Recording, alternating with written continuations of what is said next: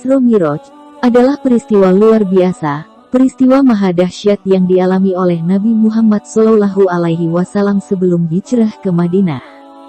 Sebelumnya tidak ada satupun manusia yang mengalaminya menempuh perjalanan superkilat lalu naik ke langit hingga Sidratul Muntaha, yang ditempuh hanya dalam waktu semalam. Jika biasanya wahyu untuk Nabi Muhammad melalui perantara malaikat Jibril, kali ini Allah Subhanahu wa Ta'ala memberikan perintahnya langsung pada Rasulullah Shallallahu Alaihi Wasallam.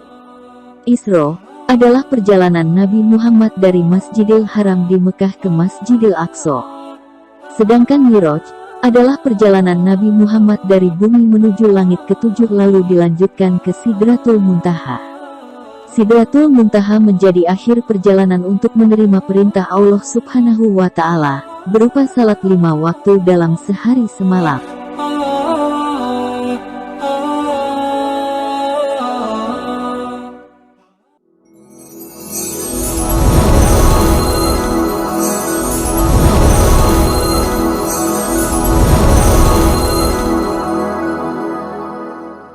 Peristiwa Isra Miraj ini sangat penting karena berkaitan dengan ibadah utama bagi umat.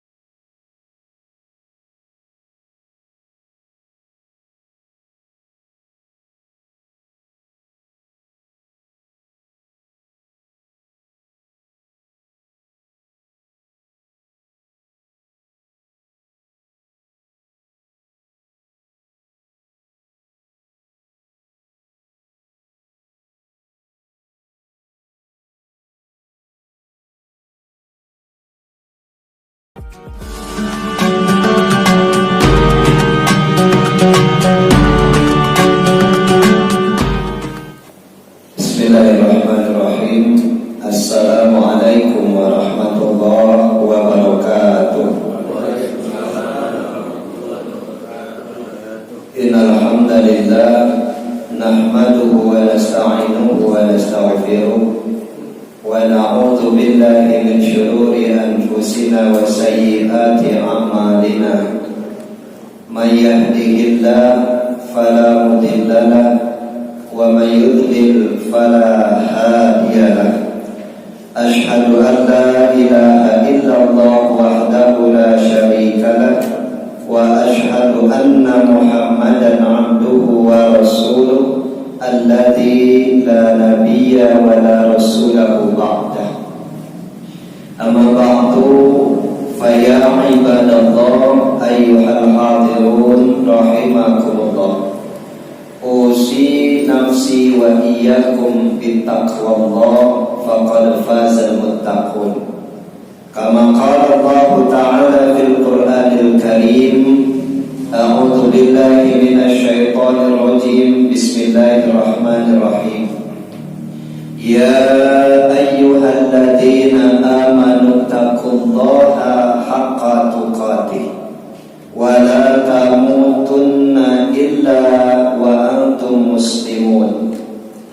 Wa kadzalika qala an-nabiy sallallahu alaihi wasallam, ittaqillaha haitsu ma kunta wa atbi' sayyi'atal hasanata tamhuha wa khaliqin nasa bi khuluqin hasanin. Bapak-bapak hadirin, alhamdulillah pada kesempatan malam hari ini kita bisa bersilaturahim. Kita berjumpa dalam suasana yang insyaallah diridhoi oleh Allah Subhanahu wa Ta'ala.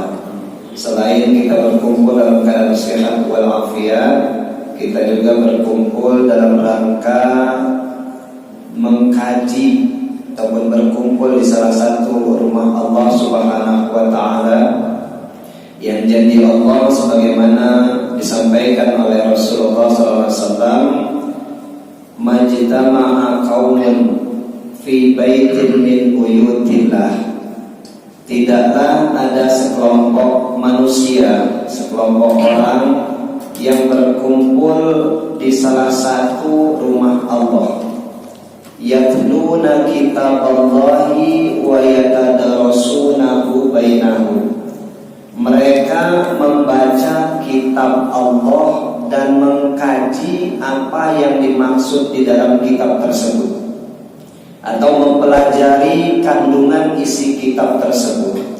Sehingga para ulama ahli hadis memberikan penafsiran, memberikan pengertian terhadap yatlunahu wa yatadarasunahu ini adalah berbagai macam hal yang terkait di dalamnya itu disampaikan tentang ayat-ayat Allah, maka mereka termasuk akan mendapatkan fadilah dan keutamaan daripada hadis yang disampaikan oleh Rasulullah ini.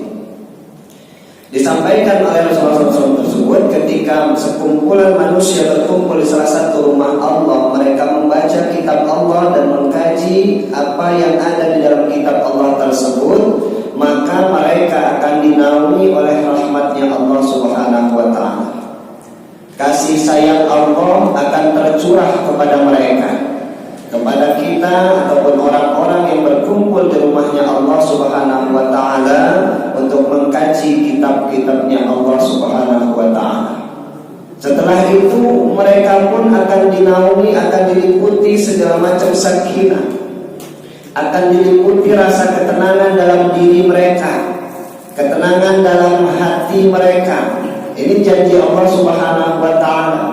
Dan Allah Subhanahu wa ta'ala akan menyebut-nyebut mereka. Ini tentunya setiap kali ada majelis ilmu mesti disampaikan oleh para duat, para asatidz, karena sebagai motivasi utama bagi kita untuk bisa berkumpul mengkaji ilmu-ilmu agama Allah Subhanahu wa ta'ala ini, ya.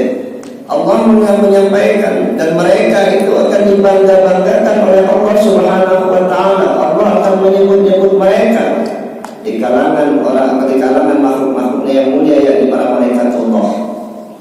Jadi bapak-bapak dan ibu-ibunya, bapak-bapak semua, artinya disebut-sebutnya kita itu sebagai salah satu contoh umpama, ya. Ustaz Selamat di Swadaya 7 ini pas kebetulan ada wali kota.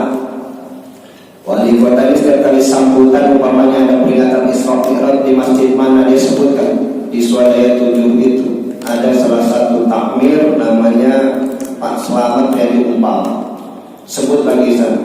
Pas sambutan di masjid mana disebut lagi, sambutan di sana disebut lagi. Ketika yang bersangkutan mengetahui itu, ini baru kalangan manusia dan pejabat di tingkat manusia yang menyebut, kira-kira timbul rasa bangga, senang, atau bahkan terhina? Senang tentu, bahagia.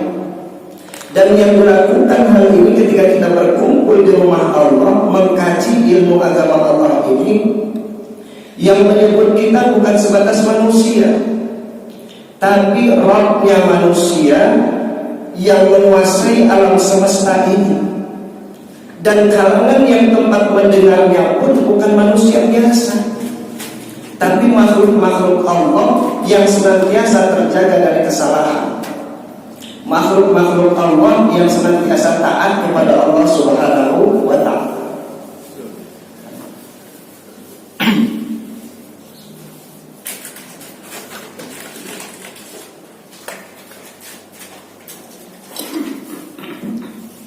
Tentu ini merupakan satu kebanggaan bagi kita manakala kita bisa berkumpul di satu majelis ilmu, membaca Al-Quran, membaca kitab Allah dan mengkaji ilmu yang ada di dalamnya. Maka patut hal ini kita bersyukur kepada Allah Subhanahu wa ta'ala.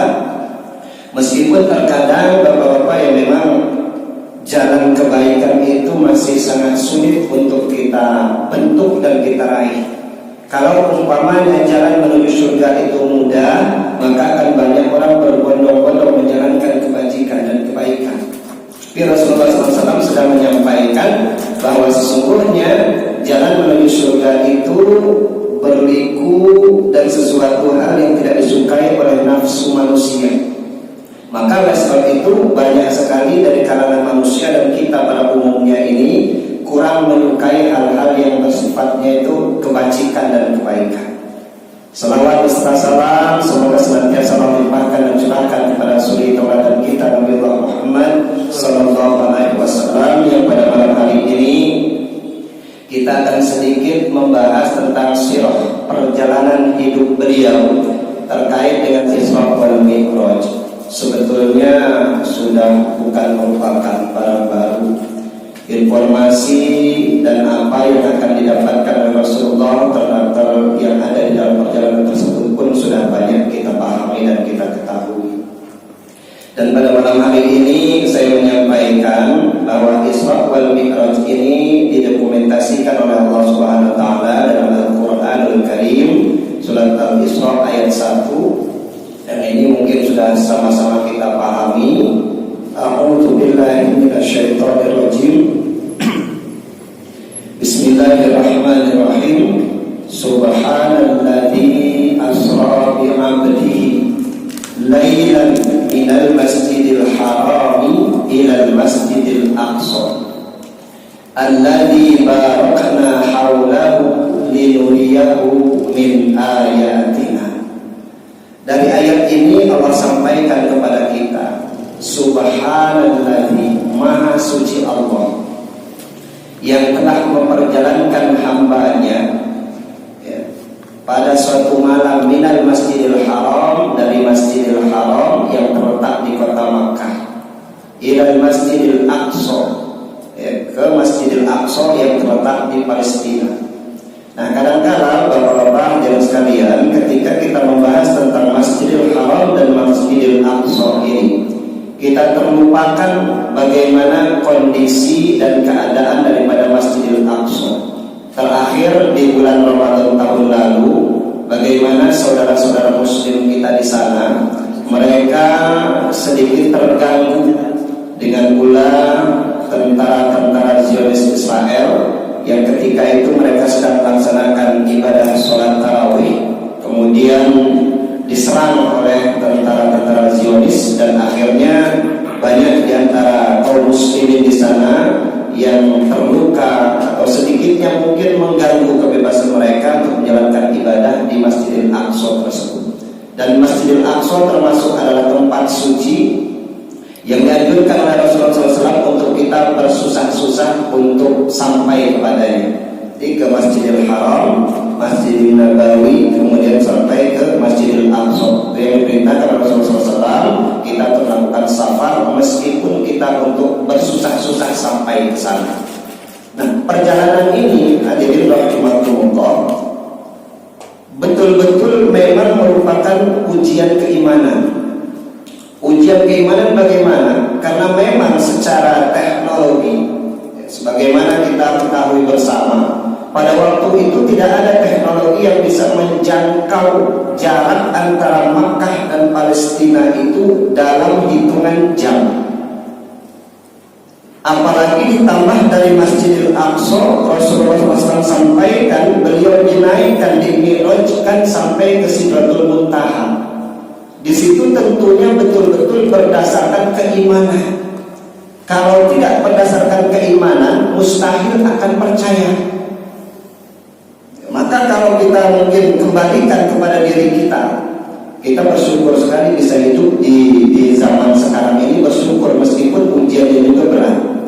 Kalau kita tengok kembali kepada sejarah perjalanan Rasulullah dan para sahabat, untuk membenarkan dan meyakini Isra dan Mi'raj ini saja membutuhkan keimanan yang luar biasa. Bagaimana bisa kita yakin dan percaya antara Makkah dan Palestina itu berdasarkan informasi yang dihimpun pada waktu itu membutuhkan waktu 1 malam atau 1 hari 2 malam. Nah, sementara Rasulullah SAW melakukan itu cuma 1 malam atau bahkan tidak full 1 malam, karena menjelang subuh beliau sudah turun kembali dan itu sudah dipotong naik ke Sidratul Muntaha. Kalau tidak berdasarkan keimanan kita kepada Allah, maka kita tidak akan percaya. Termasuk para sahabat radhiyallahu anhum pun pada waktu itu banyak yang murtad gara-gara perkara Isra dan Mi'raj ini. Mungkin termasuk kita juga tidak termasuk akal. Kok bisa Muhammad? Sementara sebelumnya itu memang Muhammad sudah dikabarkan sebagai orang yang kurang waras, gila, kemudian bermacam-macam. Orang-orang yang beriman kepada Rasulullah pada waktu itu berusaha menguatkan diri. Kok muncul berita kayak gini? Abu Jahal yang waktu itu memang sudah sebagai provokator untuk mempengaruhi orang-orang beriman kepada Rasulullah itu untuk kembali keluar. Katakanlah, benar tanda. Sudah saya bilang dari kemarin-kemarin, Muhammad itu gila. Gimana kita coba sekarang? Kalian buktikan, gimana bisa dia dari Masjidil Haram, dari Makkah ke Palestina, terus naik ke Sidratul Muntaha ditempuh dengan satu malam saja? Gimana bisa? Akhirnya banyak sahabat yang keluar lagi dari Islam, banyak yang murtad kembali, kemudian Abu Jahal tinggal membujuk satu orang lagi. Kalau satu orang ini keluar, maka semua mungkin, semua sahabat-sahabat, semua orang-orang sudah berislam, sudah mengimani Rasulullah SAW sebagai Rasul terakhir, mungkin bisa ikutan keluar semua. Tapi alhamdulillah yang disamperin oleh Abu Jahal ini adalah Abu Bakar As-Siddiq radhiyallahu anhu. Abu Bakar kala itu masih di ladangnya, dia disamperin oleh Abu Jahal ini. Abu Bakar, sini, ada apa? Pokoknya ada berita besar. Ada berita besar dari orang yang kau kagumi, yang kau ikuti. Dikira Abu Bakar ditarik sampai ke hadapan Rasulullah dan para sahabat. Muhammad ini barusan menyampaikan berita kebohongan. Berita kebohongan apa? Dia cerita semalam itu habis melakukan perjalanan dari Masjidil Haram, dari Mekah ini ke Palestina. Sudah itu dari Palestina Masjidil Aqsa dia naik ke Sidratul Muntaha. Kira-kira masuk akal tidak? Abu Bakar As-Siddiq memang diberikan hidayah taufik oleh Allah Subhanahu wa taala. Kata beliau, kalau yang menyampaikan Muhammad, meskipun dia bilang di balik bukit ini ada pasukan yang akan menyerang kita, dan ternyata pasukan itu betul-betul tidak ada, kalau Muhammad yang menyampaikan, saya percaya. Keteguhan dan keyakinan Abu Bakar As-Siddiq. Nah, kalau kita mungkin ditanya begitu Pak, ketika terjadi Isra dan Mi'raj itu, nggak tahu kita barisan yang mana, barisan Abu Jahal atau kita tetap dalam, kita mau percaya gimana mau percaya? Nggak masuk akal. Teknologi pada waktu itu belum ada yang super canggih seperti itu. Akhirnya banyak kaum muslimin yang pada waktu itu murtad. Di sini betul-betul ujian keimanan bagi kaum muslimin. Artinya perkara Isra dan Mi'raj itu adalah perkara yang khariqul ada, perkara-perkara yang berada di luar akal pikiran manusia. Terjadinya secara alamiah berdasarkan wahyu dari Allah Subhanahu wa taala, dan dibimbing oleh malaikat Jibril menggunakan kendaraan yang memang dikirim oleh Allah Subhanahu wa taala. Maka oleh sebab itu saudaraku hadirin kaum muslimin rahimakumullah, perkara-perkara terkait dengan Isra Mi'raj ini wajib kita yakini dan kita percayai. Jangan sampai ada penolakan dalam diri kita. Kita tidak meyakini, mungkin ada perkara yang ini kayaknya benar apa enggak sih Isra dan Mi'raj itu. Sementara pada waktu itu tidak ada teknologi yang seperti itu. Ini sudah lewat. Kita hanya wajib percaya dan yakin bahwa terjadinya Isra dan Mi'raj itu betul-betul terjadi.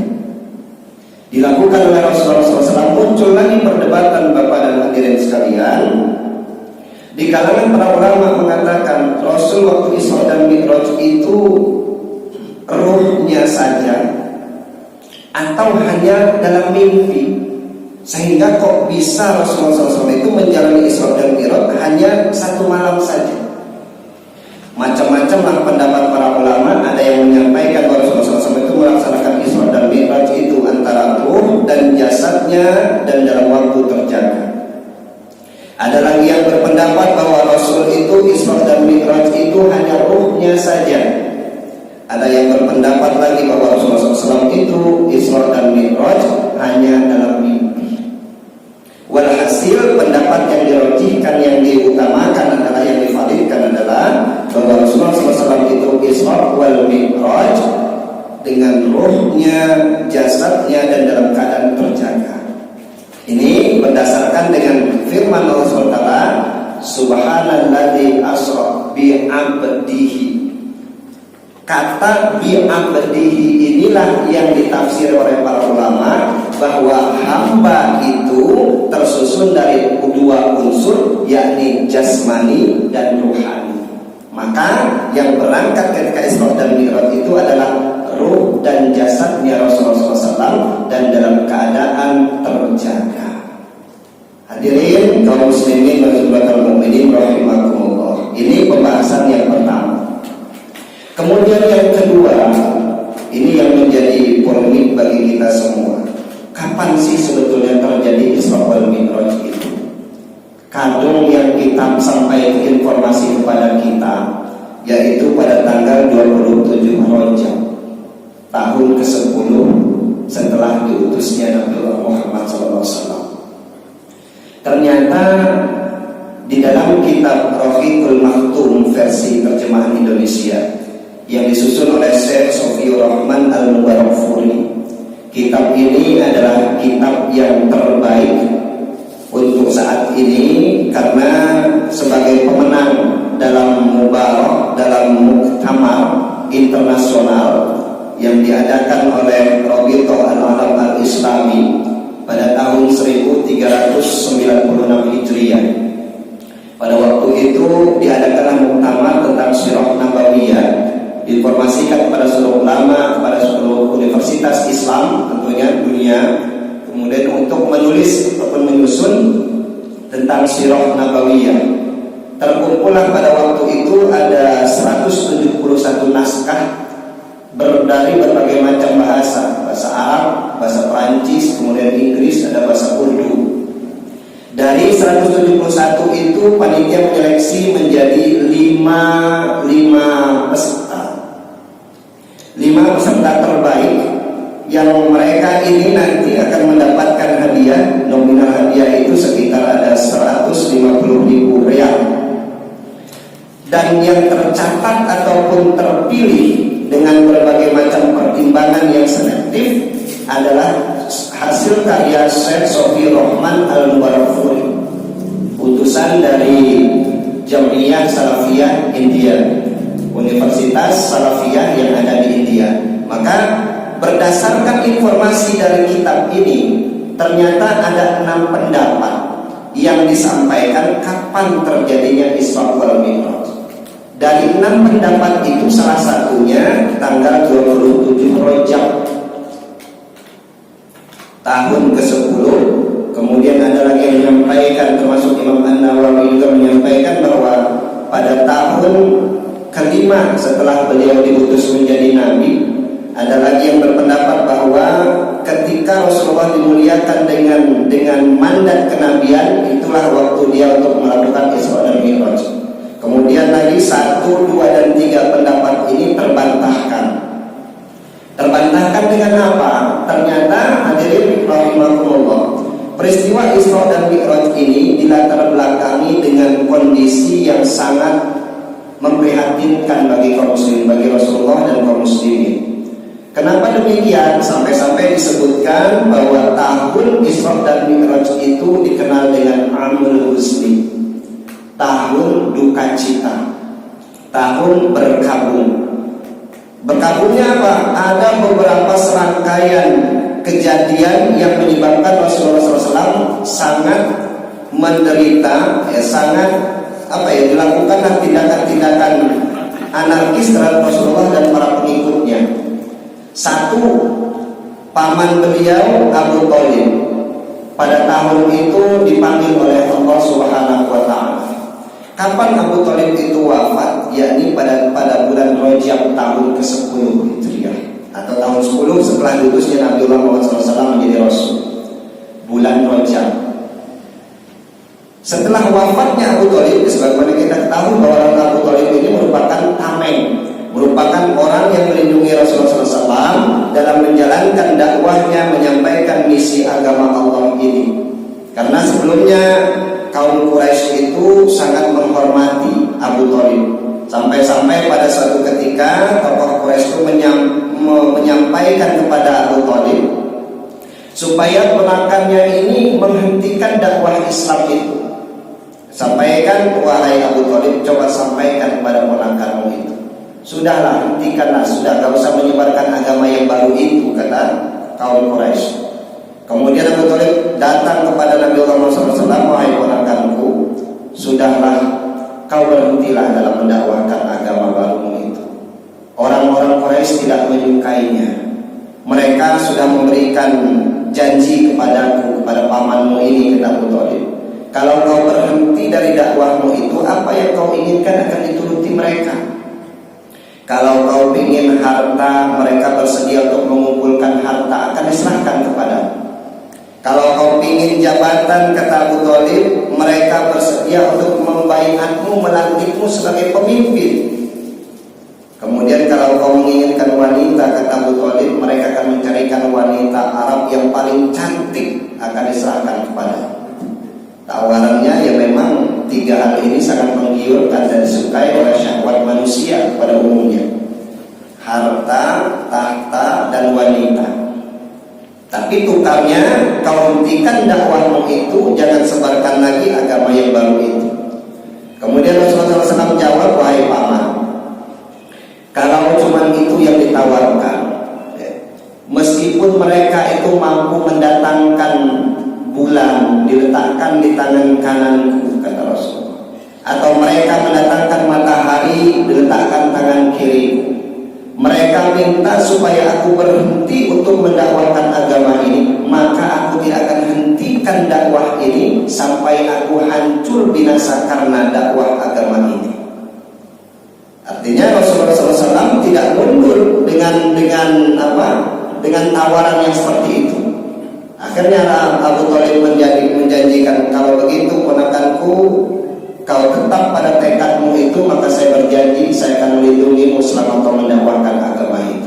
Selama hidupnya Abu Thalib menjaga Rasulullah SAW, dan dengan adanya Abu Thalib di sisi Rasulullah, orang-orang Quraisy tidak berani secara frontal melakukan gangguan dan sabotase terhadap dakwah Rasulullah.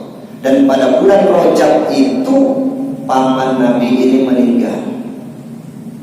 Sudah hilang satu yang bisa membackup dakwahnya Rasulullah SAW. Mulai saat itu sudah ada gangguan-gangguan yang dilakukan secara langsung kepada Rasulullah SAW. Kemudian tidak lama berselang dari itu, Ibunda Khadijah radhiyallahu anha ummul mukminin pun meninggal dunia. Dua orang, yang pertama yang menjaga dakwah Rasulullah, yang kedua ini yang senantiasa menenangkan Rasulullah SAW, wafat pada tahun yang sama. Semenjak kejadian itu Rasulullah SAW sudah bersedih, ditambah lagi dengan gangguan-gangguan orang Quraisy yang dilakukan kepada Rasulullah dan para pengikutnya pada waktu itu. Sampai-sampai ada satu bentuk gangguan yang dilakukan terhadap Rasulullah itu, kepada Rasulullah SAW itu ditaburi debu oleh orang-orang Quraisy. Pemimpin Nabi kita itu ditaburi debu oleh orang-orang Quraisy, artinya betul-betul dilecehkan. Sampai ketika beliau pulang ke rumahnya disambut oleh anaknya menangis, jangan bersedih, kita punya Allah. Sampai seperti itu gangguan yang dilakukan. Akhirnya Rasulullah SAW banyak termenung, banyak berpikir kenapa, bagaimana solusi, dan para sahabat pun demikian, banyak dilakukan gangguan terhadap mereka. Nah, oleh sebab itu hadirin sekalian rahimakumullah, Ibunda Khadijah wafat pada bulan Ramadan pada tahun tersebut. Nah, kapankah terjadinya Isra dan Mi'raj itu? Kalau bulan Rajab di tahun itu sudah tidak mungkin. Tadi yang berpendapat di bulan Rajab sudah tidak mungkin.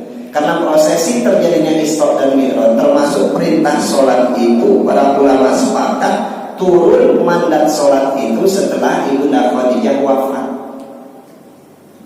Sementara perintah sholat ini didapati oleh Rasulullah SAW pada waktu peristiwa Isra dan Mi'raj. Maka pendapat yang mengatakan bahwa Isra dan Mi'raj itu terjadi di tahun kelima setelah dia diutus, kemudian terjadi pada bulan Rajab pada tahun ke-10 setelah dia diutus, terbantahkan. Karena prosesi kejadiannya itu setelah Abu Thalib wafat, sementara wafatnya Abu Thalib dan di bulan Rajab pada tahun 10 setelah diutusnya Rasulullah SAW menjadi nabi. Kemudian setelah wafatnya Ibunda Khadijah radhiyallahu anha. Kapan terjadinya itu wallahu a'lam, sehingga Syekh Sofi Rahman pun tidak menyebutkan, tidak menemukan. Beliau di dalam kitab itu, buku yang disusun oleh beliau yang dinyatakan sebagai penulis sirah nabawiyah terbaik tingkat dunia, beliau tidak sampaikan kapan sebetulnya terjadi, karena beliau belum menemukan ada dalil yang sahih, yang valid, yang mengatakan bahwa Rasulullah SAW itu melaksanakan apapun diberangkatkan oleh dia. Yang jelas ketika terjadi pada bulan Rajab, ternyata ini tidak bisa dijadikan sebagai alasan atau sebagai dalil pembenaran terjadi di bulan Rajab, karena Abu Thalib wafat di bulan Rajab. Hadirin rahimakumullah, itu salah satu bentuk klarifikasi yang disampaikan oleh Syekh Sofi Rahman di dalam kitabnya tersebut. Nah, kemudian saudara hadirin rahimakumullah, perkara yang perlu kita imani berikutnya yang kita pahami adalah bahwa berjalannya Rasulullah SAW dalam Isra dan Mi'raj ini, pertama memang menjalani rihlah ardiyah. Rihlah ardiyah ini adalah hiburan yang dilakukan Rasulullah karena Rasulullah berduka, sehingga Allah perlu mengadakan semacam untuk konsolidasi keimanan, untuk memperkuat keimanan Rasulullah SAW dan meningkatkan kesabaran dalam mendakwahkan Islam ini, sehingga Allah Subhanahu wa taala memperjalankan beliau pada malam Isra itu. Ini adalah rihlah ardiyah. Setelah itu Rasulullah SAW menjalani rihlah samaiyah. Setelah ardiyah, beliau naik ke langit, itu merupakan perjalanan rihlah ataupun hiburan yang sifatnya samaiyah, langit. Nah, di langit sana Bapak dan Ibu, Bapak-bapak hadirin sekalian, Rasulullah SAW mulai dari tingkat langit pertama berjumpa dengan Nabiullah Adam alaihissalam. Kemudian langit kedua berjumpa dengan Nabiullah Isa alaihissalam dan Nabi Yahya. Kemudian pada langit berikutnya Rasulullah SAW berjumpa dengan Nabiullah Yusuf alaihissalam. Setelah itu jumpa lagi dengan Nabi Idris, jumpa lagi dengan Nabi Harun. Di langit yang ke-6 Rasulullah SAW jumpa dengan Nabiullah Musa alaihissalam, dan di langit yang terakhir Rasulullah SAW jumpa dengan Nabiullah Ibrahim alaihissalam. Dari setiap langit-langit tersebut Rasulullah SAW dinampakkan perkara-perkara kehidupan akhirat. Salah satunya adalah penjaga neraka. Yang dilihat adalah malaikat Malik yang menjaga neraka. Ternyata Bapak, malaikat Malik itu semenjak diciptakan, berdasarkan keterangan beliau itu tersenyum ketika jumpa dengan Rasulullah ini. Setelah itu tidak pernah senyum lagi. Sebelumnya pun tidak pernah senyum. Senyum ketika Rasulullah SAW datang melaksanakan Isra dan Mi'raj itu, tersenyum sekali itu. Ya, para ulama menyampaikan untuk menggambarkan seremnya malaikat Malik itu, yang ditugasi oleh Allah untuk menjaga pintu neraka. Cuma sekali senyum ketika jumpa dengan Rasulullah SAW. Setelah sampai di situ, Bapak dan hadirin rahimakumullah, Rasul diantarkan sampai di situ dengan Jibril. Kemudian naik ke Sidratul Muntaha, itu yang ada di situ antara Allah dan Rasulullah. Di sini pun terjadi perdebatan. Apakah Rasulullah itu tatap muka langsung dengan Allah, atau Rasulullah itu hanya mendengarkan suara Allah langsung, atau memang betul-betul terlihatlah wujud Allah? Nah, dalam hal ini yang disahihkan dirojikan, yang divalidkan adalah bahwa Rasulullah SAW itu tidak melihat wujud Allah, namun beliau hanya melihat nur, cahaya, melihat cahaya, dan dari cahaya itulah keluar suara. Ini pendapat yang dirojikan, sehingga wujud aslinya Allah itu Rasulullah tidak melihat. Yang disampaikan oleh Allah pada waktu itu, fa'auhallahu ma'auha ilayya, kata Rasulullah SAW, maka Allah wahyukan kepadaku apa yang diwahyukan oleh Allah. Fafaradallahu alayya khamsina sholatan. Ini yang diwahyukan oleh dari Isra Mi'raj ini memang cuma ini. Kata Rasulullah, Allah mewajibkan, memfardukan kepadaku khamsina sholatan, 50 waktu sholat, fi kulli yaumin wa lailatin, setiap hari ataupun setiap sehari semalamnya itu 50 waktu. Nah, ini sering dibahas oleh para asatidz. Kita tidak bisa membayangkan bagaimana bentuk sholat kita 50 kali dalam sehari semalam. Ya mungkin hampir setiap menitnya kita sholat, atau bahkan mungkin ya tidak mungkin kalau 1 jam sekali, tidak cuma 24 jam, itu 50 kali ya, setengah jam sekali, bahkan kurang, harus melakukan sholat. Rasulullah SAW sami'na wa ata'na, diterima saja oleh Rasulullah SAW. Fanazaltu ila Musa, kemudian dia turun, Rasulullah SAW itu turun sampai di langit yang ke-6. Ibrahim tidak komentar. Turun ke langit yang ke-6, maka termasuk di situ dikatakan memang Nabiullah Musa itu kepintarannya berbeda dengan nabi-nabi yang lainnya. Termasuk beliau diberikan guru Nabi Khidir itu, termasuk karena kecerdasan beliau. Ibrahim turun di langit ke-7 tidak komentar Ibrahim. Ketika sampai di langit ke-6, Nabiullah Musa nanya, apa yang kau dapatkan di rohmu? Dikatakan oleh Rasulullah SAW, khamsina sholat, 50 kali waktu sholat. Kemudian kata Musa berkata, irji' ila rabbik, kembali lagi kamu jumpai Tuhan, jumpai Allah. Was'alullah at-takhfif, maka mintalah kamu kepada Allah itu keringanan dari perintah waktu yang tadi 50 waktu sholat itu, minta untuk dikurangi, kata Nabi Musa AS. Menghadap lagi Rasulullah SAW, kenapa demikian wahai Musa? Sungguh umatmu tidak akan mampu untuk melakukan itu. Menghadap lagi Rasulullah SAW kepada Nabi Allah, kepada Allah Subhanahu Wa Taala, minta untuk dikurangi. Singkat cerita, naik turun sehingga tinggallah 5 waktu sebagaimana yang kita tunaikan saat ini. Itu pun sebetulnya direkomendasikan oleh Nabiullah Musa supaya dikurangi kembali. Kata Nabi Musa, umatmu pasti tidak akan sanggup. Umatmu pasti tidak akan sanggup untuk menunaikan itu 5 waktu. Dan memang terbukti saat ini. Ya, artinya banyak di antara kaum muslimin itu yang memang belum mampu untuk menunaikan secara keseluruhan. Meskipun mungkin ya banyak juga yang mampu untuk melakukan sholat 5 waktu tersebut. Akhirnya kata Rasulullah SAW, beliau sudah terlanjur malu dan diterimalah sholat itu sebanyak 5 kali atau 5 waktu sehari semalam. Turun Rasulullah SAW menyampaikan hal tersebut kepada umatnya, dan disitulah muncul banyak sekali kaum muslimin yang kembali murtad meninggalkan agama Allah Subhanahu Wa Taala, dan hanya beberapa orang saja yang masih bertahan dalam keimanannya menjelang hijrahnya Rasulullah SAW ke tempat yang mungkin bisa menyebarkan dakwah Islam ini. Hadirin rahimakumullah, terkait dengan ibadah sholat ini, maka para ulama memberikan beberapa ulasan, beberapa catatan. Kenapa kok Rasulullah SAW itu sengaja diundang oleh Allah SWT untuk menerima mandat sholat? Ternyata salah satu pendapat dari para ulama dikatakan karena ibadah sholat itu sangat penting, sehingga Allah langsung mengundang Rasulullah untuk menerima mandat itu secara langsung. Tidak melalui perantara malaikat Jibril, ya, tidak melalui wahyunya, ya, tetapi langsung Allah menyampaikan kepada Rasulullah SAW terkait dengan perkara sholat.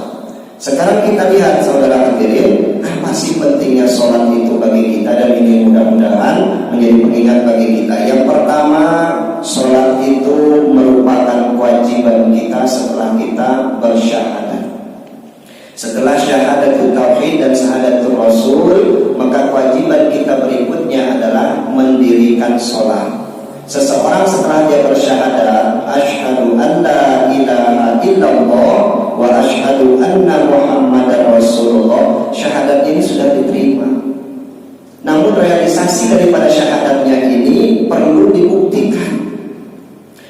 sudah mengakui bahwa Allah itu adalah, aku bersaksi bahwa tiada Tuhan yang berhak diibadahi kecuali Allah, dan aku bersaksi bahwa Muhammad itu adalah utusan Allah. Setelah dia mengikrarkan itu, tolong dibuktikan dong.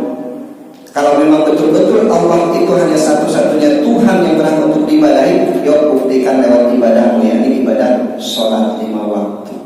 Maka setelah kita berikrar dengan syahadatul tauhid dan syahadatul rasul, kewajiban kita berikutnya adalah melaksanakan ibadah sholat. Nah, seseorang yang sudah mencukupkan diri dengan syahadat, sholatnya tidak, maka syahadatnya ini, kesaksiannya ini, janjinya ini merupakan kedustaan di hadapan Allah Subhanahu wa Ta'ala. Sudah dia berikrar di hadapan Allah, tapi tidak ditepati. Cara menepatinya adalah melakukan ibadah sholat fardu yang 5 waktu. Ini yang pertama. Sholat 5 waktu itu merupakan kewajiban yang wajib ditunaikan setelah kita mengikrarkan syahadat. Yang kedua, perkara sholat itu merupakan imaduddin. Sholat itu merupakan tiang agama. Kalau kita ini berislam, ibaratkan satu Islam itu merupakan satu bangunan, maka bangunan itu akan kokoh tegak berdiri ketika ditopang oleh tiang-tiang yang kuat.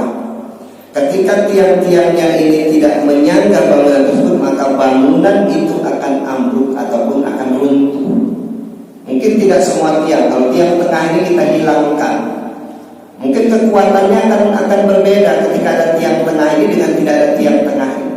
Masjid tidak akan kokoh berdiri, kalaupun tidak ada tiang mungkin akan roboh. Begitu pula dengan keislaman kita. Ketika keislaman kita tidak dibangun dengan tiang-tiang yang kokoh, tidak kita tunaikan ibadah sholat itu dengan baik, maka keislaman kita pun akan roboh. Sholat merupakan tiang agama. Yang berikutnya, pentingnya sholat itu bagi kita setelah hadirin rahimakumullah. Amalan yang pertama kali nanti akan dihitung oleh Allah itu adalah sholat kita. Dan ini ternyata yang akan kita lihat nanti ternyata termasuk dikaitkan oleh para ulama dengan prosesi pertanyaan di alam kubur. Ternyata hadirin rahimakumullah, orang-orang yang bisa menjawab pertanyaan malaikat Allah di alam barzakh itu, ketika ditanyakan man rabbuka, itu adalah mereka-mereka yang akrab dengan Allah ketika hidup di dunia. Akrab lewat apa? Ternyata keakraban manusia ketika hidup di dunia ini dengan Allah adalah lewat sholat. Maka mustahil orang-orang yang tidak tekun sholat, tidak disiplin dalam mendirikan sholat itu bisa menjawab pertanyaan dari malaikat Allah ketika dalam barzakh. Ketika ditanyakan man rabbuka, maka yang akan menjawab itu adalah orang-orang yang akrab dengan Allah, seperti kita saja. Seperti kita, mungkin dalam daftar dalam daftar nama kontak kawan-kawan kita itu, yang sering kita hubungi pasti dia nampak di atas. Yang jarang kita hubungi karena kita tidak akrab, dia akan di bawah. Nah, ketika kita ditanyakan man rabbuka, secara spontanitas, karena posisinya itu nampak di memori kita paling dekat dengan atas, kita langsung bilang Allahu Rabbi, karena kita akrab dengan Allah Subhanahu wa Ta'ala ketika hidup di dunia. Nah, kalau umpamanya tidak akrab itu tadi, kita cari dulu nama, kita cari dulu, dia berada di bagian paling bawah. Nah, maka kata Rasulullah SAW, ada di antara manusia itu dia tahu mau menjawab Allahu Rabbi, tapi lidahnya keluar, tidak mampu keluar suara Allahu Rabbi itu, tidak keluar, seperti orang gagal. Dia tahu akan menjawab Allahu Rabbi tapi tidak keluar. Nah, oleh sebab itu Bapak dan Ibu hadirin rahimakumullah, ternyata aktivitas sholat ini betul-betul menyelamatkan kita. Dia merupakan awal ma yuhasabu bihil abdu yaumal qiyamati as-sholat.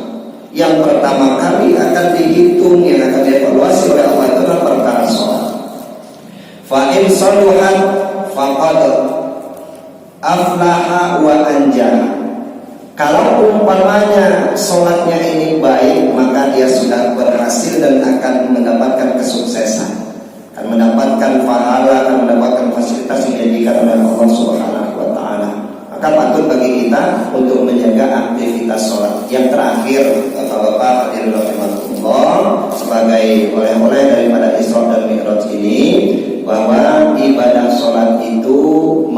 menghapus dosa-dosa kita yang telah lalu.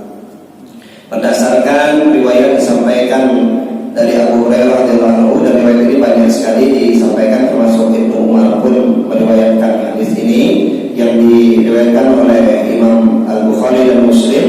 Katakan oleh Rasulullah SAW, "Ara'aitum law anna nahran bi babi ahadikum." Bagaimana pendapat kalian kalau seandainya di depan rumah salah satu kalian itu terdapat satu sungai, yaghtasilu minhu kulla yawmin 5 marat. Kemudian kalian mandi di sungai itu dalam sehari sebanyak 5 kali. Hal yabqa min daranihi syai'un, kata Rasulullah. Kira-kira masih ada enggak debu yang melekat di badan orang yang mandi 5 kali dalam sehari itu? Maka para sahabat menjawab, qalu la yabqa min daranihi syai'un ya Rasulullah. Pastinya gak akan ada debu lagi yang nempel di badan orang itu ya Rasulullah. Maka Rasulullah SAW menjawab, dzalika mathalus shalawatul khamsi yamhullahu bihinnal khataya. Itulah permisalan sholat 5 waktu, kata Rasulullah. Allah menghapuskan, Allah menggugurkan kesalahan-kesalahan pelakunya dengan perantaraan sholat tersebut. Maka bapak-bapak dan hadirin sekalian, ketika kita menunaikan ibadah sholat ini, maka Allah akan hapuskan dosa-dosa kita yang pernah kita perbuat. Di dalam riwayat Ibnu Umar juga sampaikan bahwa yang dihapuskan ini adalah dosa-dosa kecil saja, tidak mencakup dosa besar. Karena kalau dosa besar, sebagaimana penjelasan Imam An-Nawawi dalam Riyadhus Shalihin, itu dituntut pertaubatan yang taubatan nasuha, berhenti dari melakukan perbuatan dosa itu, menyesali perbuatan dosa itu, dan tidak mau mengulangi lagi perbuatan dosa itu lagi. Jadi dosa-dosa yang bisa digugurkan dengan perantara sholat kita tersebut adalah dosa-dosa yang kecil, yang tanpa sengaja kita lakukan, bukan dosa-dosa yang secara kontinu kita lakukan dan kita lakukan secara sengaja. Wallahu a'lam bishawab. Mungkin ini yang bisa kita bahas pada kesempatan malam hari ini.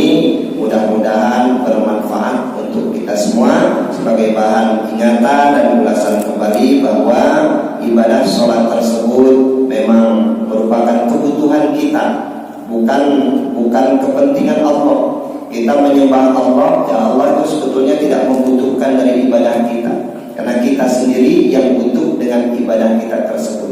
Karena dengan tidaknya kita beribadah kepada Allah, jangankan cuma selingkungan di Swadaya 7 ini, ya, orang sedunia ini saja tidak menyembah Allah, ya Allah tidak akan berkurang kemuliaannya, keagungannya dan kemahakuasaannya. Karena kita yang membutuhkan Allah, maka mari kita persembahkan ibadah sholat kita dengan ibadah yang terbaik. Mudah-mudahan ibadah-ibadah yang lain pun akan kita tunaikan dengan baik, dan kita bisa mengakhiri kehidupan dunia ini tetap dalam Islam dan iman kepada Allah SWT, sehingga mendapatkan predikat husnul khatimah. Amin Allahumma amin. Demikian bapak-bapak hadirin sekalian yang bisa saya sampaikan. Lebih dan kurang saya mohon maaf. Wallahu muwaffiq ila aqwamit thoriq.